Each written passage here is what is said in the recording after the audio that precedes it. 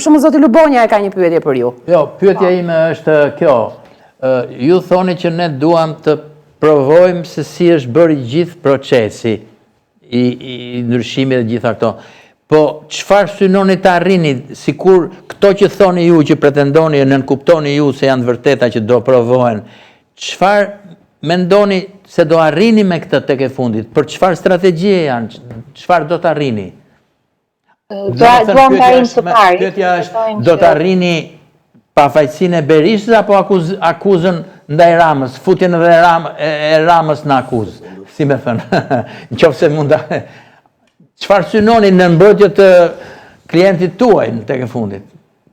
Faktin penal nuk e kemi paraqitur ne, ka paraqitur prokuroria.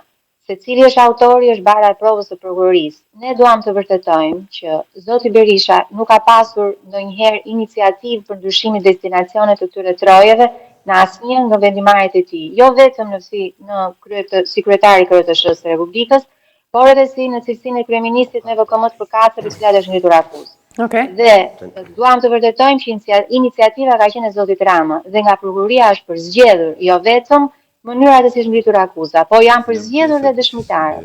Nuk është hequr nga rreti i dëshmitarëve, pra nuk është pyetur zoti Rama që ka qenë kryetari i bashkisë, janë pyetur anëtarë të KRT-s, të cilët janë pyetur vetëm për kompetencat e tyre. Kompetencat janë në ligj, nuk ka nevojë për të pyetur dëshmitarët. Kështu që këto ishin pyetje të panevojshme. Ndërkohë që nuk është po kjo është pyetje, më falni nëse mund të shtoj. Për sa i përket për të vërtetuar se cili ishte faji, a kishte faj, në vlerësimin ton, destinacioni atyre trojeve kishte humbur prej kohësh, nuk kishte, jo vetëm vlerësimin ton, por vlerësimin e provave që kanë rezultuar në ndosje. Ato troje nuk e kishin humbur destinacioni atyre sportiv prej vitesh, pasi siç edhe kanë rezultuar njësoj shkresash, 90% e tyre kanë qenë të pushtuar nga persona të tjerë, përdoreshin si magazina, si dyqane, si parkim, si një objekt i cili madje dikush tjetër kishte ngritur një shoqëri private me të cilën nxirrte të ardhurat e veta. Dakor, po pyetja është çfarë provon? Po, Flogert, po mund të ta bëjmë ta diskutojmë. Ty këtu të kemi. Pyesim dhe ty. Tani me sa po vërtet patjetër. Me sa un kuptoj deri tani, opozita sot me kryes Sali Berishën, si kalë beteje të mbrojtjes në gjyq, kanë Ramën, dëshminë e tij. A është juridikisht Rama varka e shpëtimit për Sali Berishën? Se nëse po, do e vazhdojmë pjesën e dytë analizën politike se si kjo punë që nga thurur se Taulanti me Ramën e kanë ditë mirë ç'po bëjnë. Kanë ardhur te kjo ditë që sot e kanë doktorin varet nga dëshmia e Ramës fati doktorit. Tjetër këndvështrim ka pjesa tjetër e studios, po të lutem një përgjigje të shkurtër zonja Gjyzari se duhet të shkojmë publicitet. Ju më pyetët pse keni thirrur zotin Rama, nuk më pyetët pse keni thirrur. Është Rama varka e shpëtimit të doktorit. Ka po thot Flogerti. Juridikisht dëshmitari i parë është zoti Balla. Ne kemi kërkuar të gjithë dëshmitarët e prokurorisë të pyeten në gjykatë, përveç në radhën e prokurorisë kemi kërkuar dhe ne dëshmitar. Radha jon fillon me zotin Balla. Ju më pyetët për zotin Rama, ju përgjigja për zotin Rama. Zoti Rama ishte risitë të pranuar. Gjerë tani dhe avokati këtu në studio dhe Beci dhe ne po thonim që raporti i Ramës me.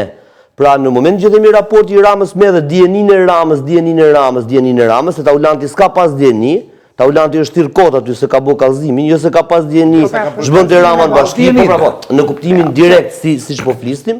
Atëherë, në që Rama ditë ka kaq shumë dhe pas ka dëshmi në dorë, është varg shpëtimi për ju që e keni thirrë me dëshmu aty për të zbardhur vërtetën tuaj? Ti mendon që s'di shumë ai? Ai di më shumë se ç'është avokati apo ai dhe doktori, po është tjetër debate. Atëherë që ta mbyllim bashkë zonja Gjyzari, të lutem përfundoje logjikën? Të sqaroj dhe zotin që më pyeti, nuk kemi thirrur zotin Rama vetëm, janë 150 dëshmitarë. Rada dëshmitarë fillon nga zoti Balla. Dhe nuk është thirrur vetëm. Rama bën diferencën tek gjithë dëshmitarët e tjerë, sigurisht se. Ka trahurën aty, ka ndruar destinacionin. Juridikisht asnjë provë nuk ka vlerë të mbi vlerësuar nga provat e tjera, provat janë të barabarta dhe vlera e tyre vlerësohet me vendim përfundimtar. Kështu që nuk mund të paragjykojmë asnjërin prej provave. Ju vlerësoni që zoti Rama apo ka bërë kryesuar. Le ta mbyllim me një pyetje të Lubonjës apo një saktësim zonja Gjyzari. Po, zoti Lubonja.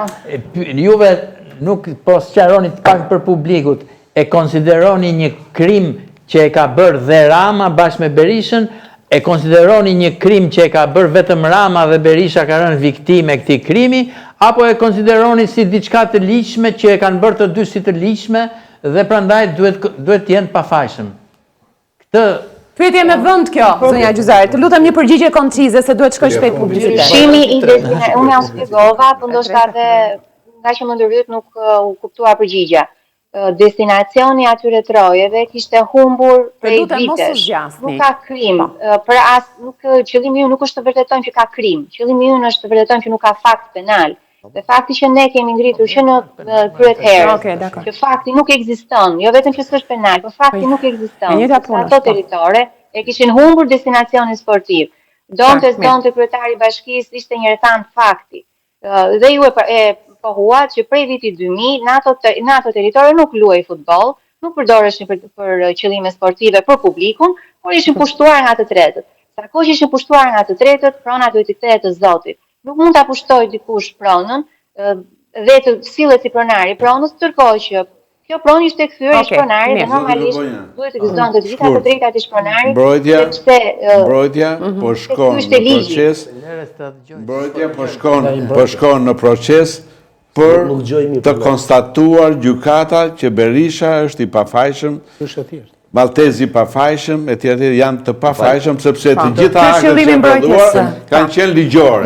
A ka qenë ligjore, akti Ramës apo jo, në opinionin tonë, është ligjor, nuk përbën fakt penal, sepse tëra nuk përbën fakt penal. Dakor, unë duhet ta mbyll me avokaten, të lutem fjalia e fundit duke qenë se pa dashur të ndërpreu, zotë Azizaj. Jo, nuk ka problem, po thjesht për të thënë fjalinë e fundit, lutem se realisht s'kam kohë.